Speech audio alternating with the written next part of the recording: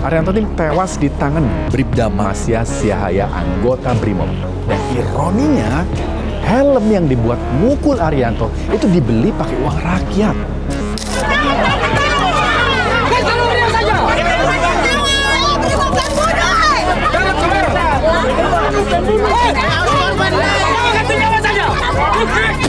Menjatuhkan putusan berupa pemberhentian tidak dengan hormat. Ini perjalanan hukumnya baru setengah jalan. Jangan sampai pemecatan jadi tameng buat ngadem-ngademin massa.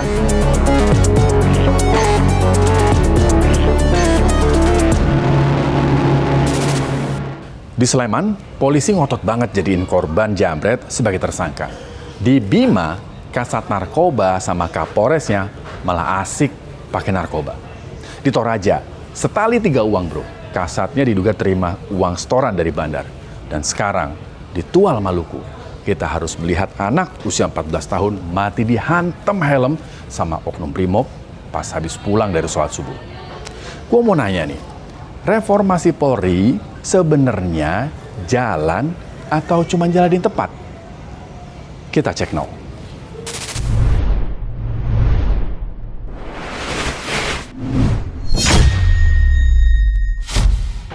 Penegak hukum harus punya hati, hanya punya hati. Jangan istilahnya apa?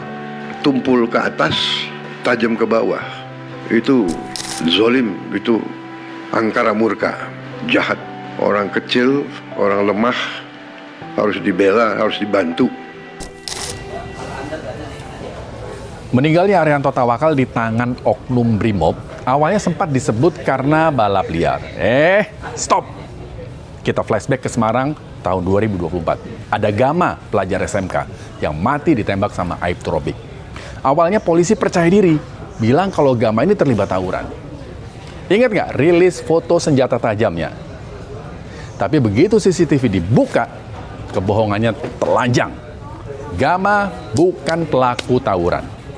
Narasi balap liar di Tual dan tawuran di Semarang sepertinya polanya identik.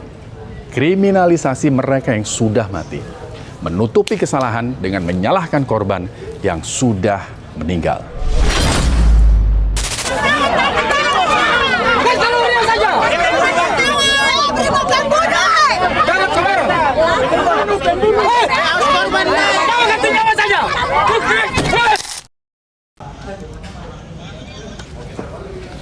Ini dia kronologisnya. Jadi kejadiannya hari Kamis pagi. Arianto bareng sama kakaknya, Nasri, lagi bawa motor masing-masing. Lewat jalanan menurun di sekitaran RSUD Maren. Karena jalannya turun, Arianto kesulitan buat ngerem. Tapi apa yang terjadi? Cuma karena motornya meluncur di turunan, dianggap ikut balap liar. Pas di situ lagi ada sejumlah anggota Brimob yang lagi jaga. Salah satunya Bribda Masya Siahaya. Begitu ngelihat Arianto lewat, oknum ini bukannya nyegat atau nanya baik-baik, dia malah lompat dan langsung melakukan pukulan keras pakai helm, tepat ke arah dahi Arianto. Ini bukan lagi prosedur pengamanan, ini udah kayak eksekusi jalanan. Pukulan telak ini bikin Arianto hilang kendali dan jatuh keseret beberapa meter. Darah Arianto keluar dari hidung, dari mulut. Brimob dia apa? Dia pantau, dia sudah dengar suara motor agak dekat, langsung dia loncat turun langsung pas di depan dia langsung dia apa ayun tepu helm langsung benar gitu tempat. Cuma pas dia jatuh, pertama dia langsung jatuh, dia agak masih sadar lagi, dia buat begini langsung dia mata tertutup, langsung dia mata terbuka langsung tertutup. Langsung bukan jatuh begini, jatuh menyamping begini, jatuh langsung begini. Jadi pas langsung pendarahan langsung dari mulut dan hidung, sini ada benturan. Arianto sempat dibawa ke rumah sakit, tapi nyawanya udah nggak ketolong. Arianto ini tewas di tangan Bribda Masya Siahaya, anggota Brimob. Dan ironinya, helm yang dibuat mukul Arianto itu dibeli pakai uang rakyat. Yang nggak habis pikir juga, kalian bisa lihat gimana cara Brimob tuh ngangkat badannya Arianto. kematian Arianto ini memicu kemarahan warga.